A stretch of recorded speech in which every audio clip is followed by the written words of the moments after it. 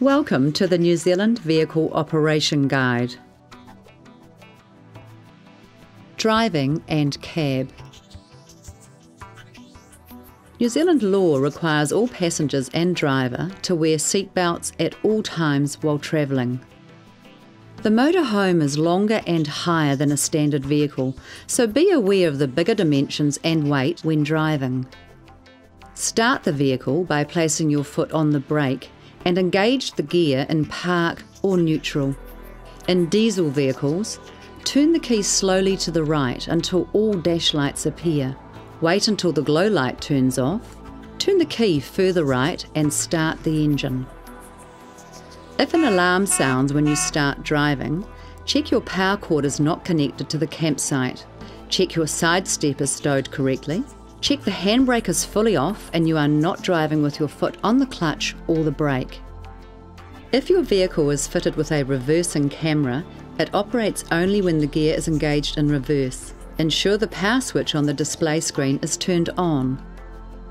Some vehicles have a collapsible handbrake. To engage the handbrake, lift the handle upwards and listen for a ratchet sound. To release the handbrake, pull the hand firmly upwards and with the button fully depressed, push the handbrake down to the floor. If the handle can be lifted without the ratchet sound, the handbrake is already engaged.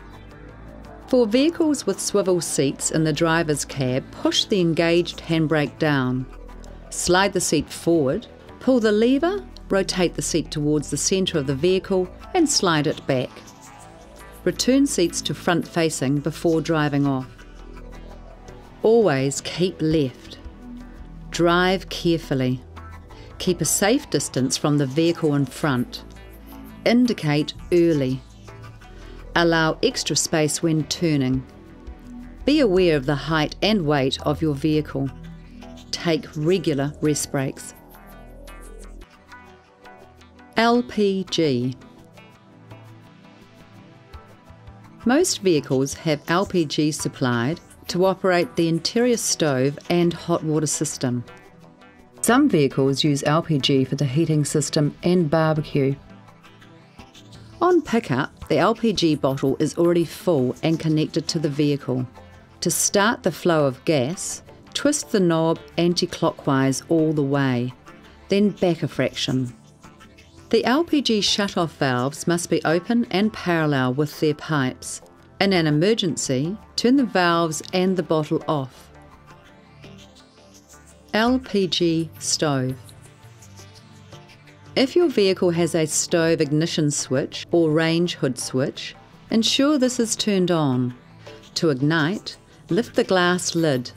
Select the burner, turn the knob and press downwards. Light by pressing the ignition switch or by using a match. Do not cook on the glass stove cover. This must be kept up while cooking and not returned until the surface has cooled. LPG, hot water and house heating. If the LPG heats the water in your vehicle, the system could look like this, or this. To get hot water, ensure the LPG supply is operating. There is water in the tank and the water pump switch is on. Turn the water heater switch on and wait for the red light beside it to go out. This indicates the gas has ignited and is heating the water in the tank. Wait a minimum of 20 minutes for the water to heat. If the red light next to the hot water switch comes back on, this indicates ignition has failed. Turn the water heater switch off. Check the LPG and connections and try the water heater switch again. For these systems, ensure the LPG is turned on.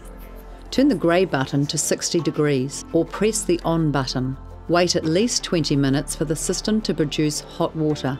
If the light comes on, the system did not ignite. Turn the switch off. Check the LPG and connections and try again. Remember, make sure the gas bottle is securely turned off before driving. 240 volt power. In most vehicles, the 240 volt supplies power to the microwave, power outlets and house battery charger. It also supplies the space heater and hot water in some vehicles. We recommend you plug into the 240 volt power every 1 to 2 days to completely recharge your house battery. To connect to the 240 volt power, check the main campsite power supply is turned off. Insert the power cord into the motorhome and insert the other end of the cable into the campsite power. Turn the power on. 12 volt power. 12 volt power is supplied by the house battery and supplies power to the fridge, house lights, stove ignition and water pump. In some vehicles it also supplies power to the LCD screen, DVD player, range hood, outdoor step, awning and toilet flush system. The 12 volt house battery that is fitted to supply power to these appliances is a deep cycle battery separate to the vehicle engine battery. So if the house battery is completely flat, your vehicle will still be able to start. Although the house battery receives a top-up charge whilst driving, it is not sufficient to completely charge up the battery. It is recommended that you plug into the 240 volt mains power at a campsite overnight every 1 to 2 days to avoid the house battery being completely drained. The 12 volt battery isolator switch must be on at all times to allow 12 volt appliances to operate. Remember, plugging any appliance into the 12 volt socket in the cab while not driving will drain the starter battery and could cause a breakdown. Fridge. Most fridges operate on 12 volt and 240 volt power. For the fridge to operate, the 12 volt isolator switch must be turned on, as well as the fridge isolator switch, which may be located here or nearby the fridge. When you are not plugged into 240 volt, the fridge will be powered by the 12 volt house battery. The fridge works most effectively when it is not overloaded, the door is securely closed, and the outer vent dial is closed. While driving or plugged into 240 volt power, turn the fridge up to a high setting. At night, turn this down to the lower setting to minimise noise. At all other times, set the fridge on a medium setting. House lights. The house lights operate via the 12 volt power supply.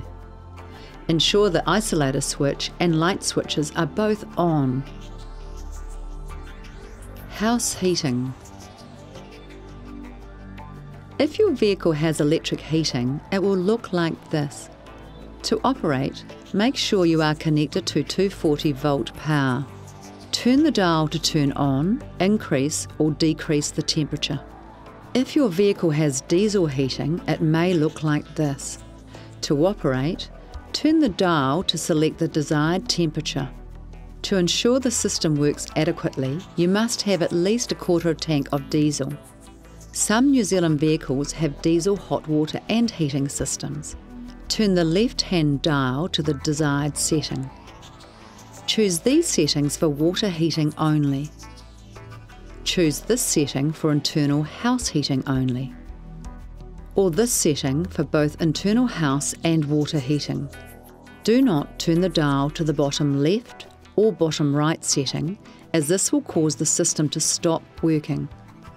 Turn the right-hand dial to select the desired temperature for internal heating. Allow up to 60 minutes to heat the water. If your vehicle has LPG house heating, it will look like this, or this. To operate, turn on the LPG bottle and turn outer dial to heat by selecting the flame, or cool by selecting the fan setting. The thermostat is controlled by the centre dial. To operate, turn on the LPG bottle, select left for heating or right for cooling. Move the lower dial to the desired temperature. If the light flashes, the system didn't ignite. Check the LPG and connections. Toilet. If your vehicle has a toilet switch, ensure it is turned on. To use the toilet, open the toilet cassette with this lever. To flush, push this button. The lever must be in the closed position to remove the toilet cassette and at all times while driving. To fill up the toilet flush water, open the toilet locker on the outside of your vehicle. This pipe indicates how full the water tank is. To fill the toilet water flush tank, pull the nozzle out, undo the cap, and fill the water here. Do not add any chemicals into this water tank. We recommend emptying your toilet cassette every 1 to 2 days. This must only be done at an authorised dump station, which are found in most holiday parks. To empty, lift the lever and pull the cassette out. If you cannot remove the toilet cassette, check that the toilet cassette is closed inside. Turn the nozzle out straight, unscrew the cap, and tip into the dump station. Push the button on the cassette to release any pressure inside the cassette. This will help release the contents. Rinse the inside of the cassette with fresh water and tip into the dump station. Add a small amount of fresh water and a toilet chemical into the cassette before closing, then place back into position. To avoid leaks, ensure the cassette is correctly aligned by firmly pushing into place. Fresh water. Most vehicles have a freshwater tank that supplies water to the kitchen sink, shower and basin. To get running water, check your isolator switches on and turn on the water pump switch. If you want hot water, you must heat the water first. Refer to the hot water heating section. To avoid running dry, we recommend filling your freshwater tank every 1 to 2 days.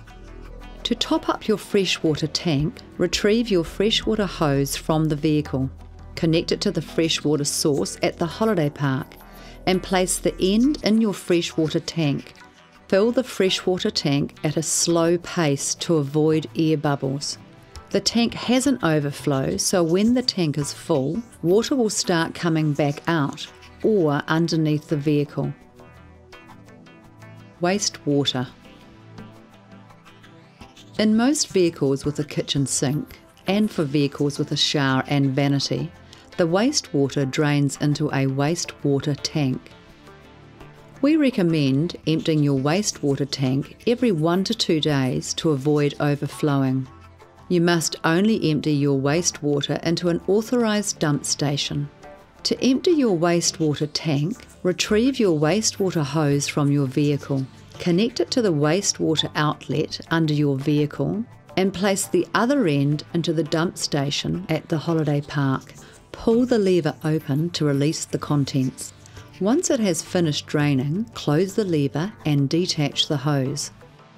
The drains in the vehicle are very narrow when compared to drains found in a house. To avoid blockages, do not tip fats or oils or food particles such as rice or coffee grounds down the drain. Awning. To erect the awning, loosen the 2 wing nuts. Lift the 2 levers. Use the pole to pull the awning out. Tighten the 2 wing nuts. The awning should be used for shade only. Do not erect the awning in high winds or rain, or leave out at night when the vehicle is unattended. Ensure the awning has been retracted and securely locked in place prior to driving. We wish you an unforgettable holiday experience.